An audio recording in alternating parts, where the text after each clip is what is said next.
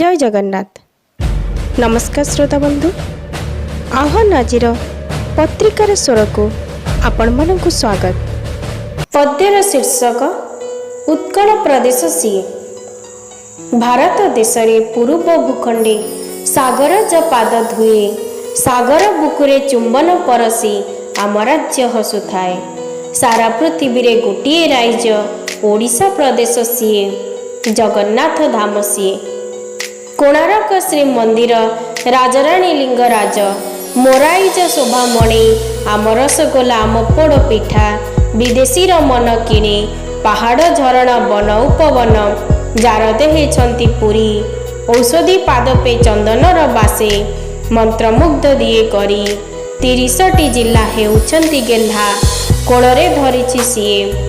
सारा भारत रे गोटिए राइज ओडिशा प्रदेश सीए, जगन्नाथ धाम सीए। नाट्यकार, कलाकार, गाळपिक, गीतिकार, जाकोळे होई बंडन, कवि उपेन्द्र राजकृष्ण चंद्र, पंचसखा केते महान, जहार संस्कृति लोककथा गीति सबुठी आदर पाए।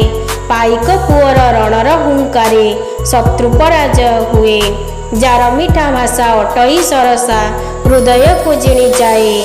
सारा भारत रे गोटिए राइज ओडिशा प्रदेश सीए, जगन्नाथ धाम सीए। ओडिसी संगीत, महारी नृत्य, छौ नृत्य, घोड़ा नाच, कला स्थापत्य रे ए सारा विश्व रे उत्कल सर्वविख्यात। घोष यात्रा, धनु यात्रा सुरचने पर्यटक मन मोही, सुंदर राइज खुशी हेउअछि पतित पावन चाही।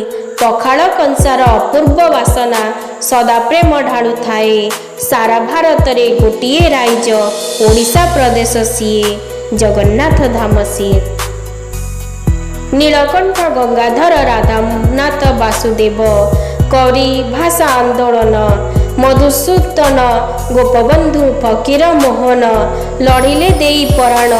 1936 अप्रैल पहिले स्वतंत्रता मान पाई, 85तम जन्म दिवस पालई जन्मभूमि। उत्कल दिवस उपलक्षे सभी शुभेच्छा वार्ता दिए।